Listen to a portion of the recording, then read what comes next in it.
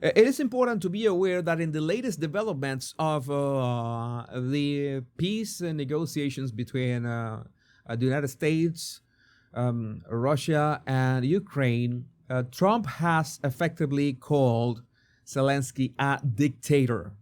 This is not a drill. This is not a drill, but he just posted barely 1 hour, a couple hours ago, a post on Truth Social in which he called Zelensky essentially like a grifter. I'm going to read Trump's words. Think of it.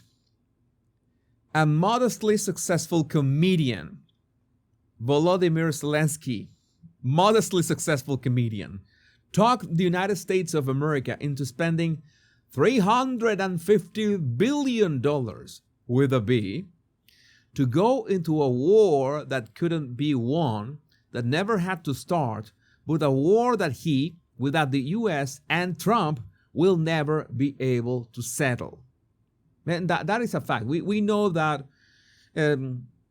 all these warmongers during the Biden administration, they were excited at the idea of sending all this money because that was not real money, Jesus. Don't say that it was money. It was in aid and weapons. And oh yeah, who was making the weapons is my question. There were people making money out of this, right? The ones who make the weapons. Yeah, it's always the same. The United States has spent $200 billion more than Europe, and Europe's money is guaranteed, while the United States will get nothing back. I don't understand. I get the guarantee if it's about the rare earth metals, because how can Ukraine guarantee the money that Europe has sent? That part I really don't know. Why didn't sleepy Joe Biden demand equalization in that this war is far more important to Europe than it is to us? We have a big, beautiful ocean as separation. On top of this, Zelensky admits that half of the money, you remember that, we talk about this in the show, we sent him is missing. It's nowhere to be found. He doesn't know where it is, right? Half of the money, that is like $100 billion. He doesn't know where that is, that aid, that money, those weapons. He doesn't know. It's unaccounted for. How's that happen? How much coke is that? I don't know. He refuses. Okay, on top of this, okay, it's missing. He refuses to have elections. Is very low in Ukrainian polls, and the only thing he was good at was playing Biden like a fiddle. A dictator without elections. Zelensky better move fast or he is not going to have a country left.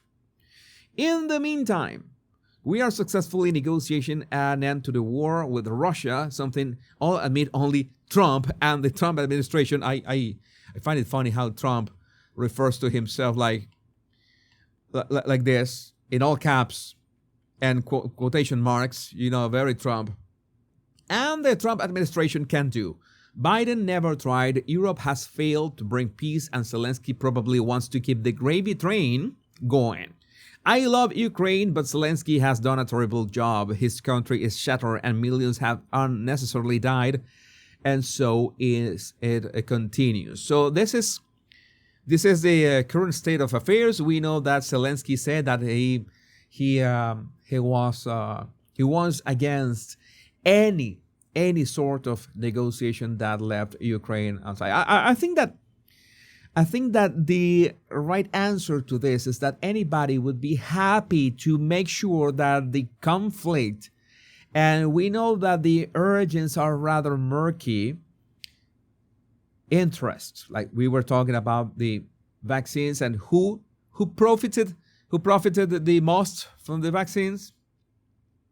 Who profited the most from not caring about the wildfire preparations in California and Los Angeles? Who profits the most from the war continuing?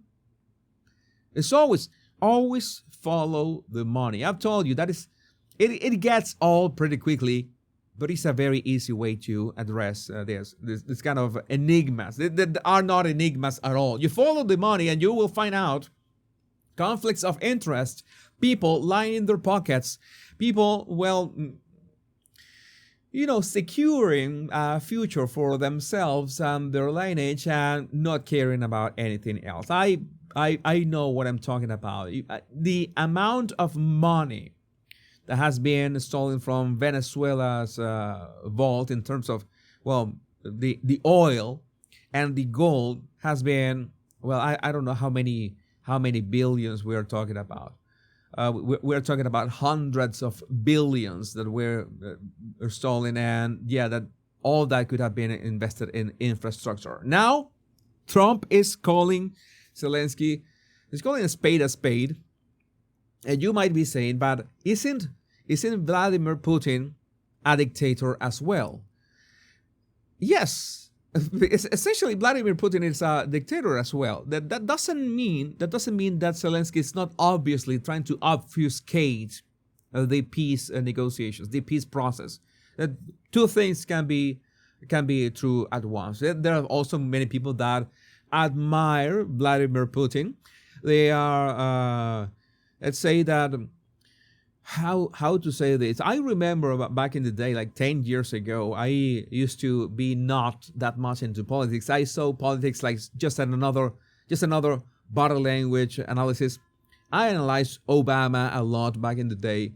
I analyzed Putin back in the day a lot as well. But at some point, you realize that this is power politics in the end. This is who has more power in the end. This hasn't changed in thousands of years. It's that simple. Who's got more power? I need to talk to the one in command. And in the case of Venezuela, for example, you could have an elected president, but it doesn't matter if you're elected president. But if the guy in charge is another, you need to talk to the one in charge. That is the actual situation. And in this case, he say that Zelensky is. I think that Zelensky knows that he hasn't got the leverage. You need the leverage to be able to negotiate, because if you don't have leverage, like something, what are you bringing to the table? What are you bringing to the table? What are you? Okay, you don't want to. These terms of the negotiation. What are your terms? What can you leverage your position? How can you force, quote unquote, negotiations on that benefit you? You can't. Then tough luck. Then you will not be able to negotiate. That's the people in charge. The ones that are more powerful are the ones who have to define what is going to happen. That is what usually happens. I don't make the rules. Oh, I wish the war was more fair, more just. It isn't. So we have to deal with the current state of affairs. And if you try to get in the way of the peace of your own country, well, you're gonna be judged as such. But I would like to know what you think about this in the comments.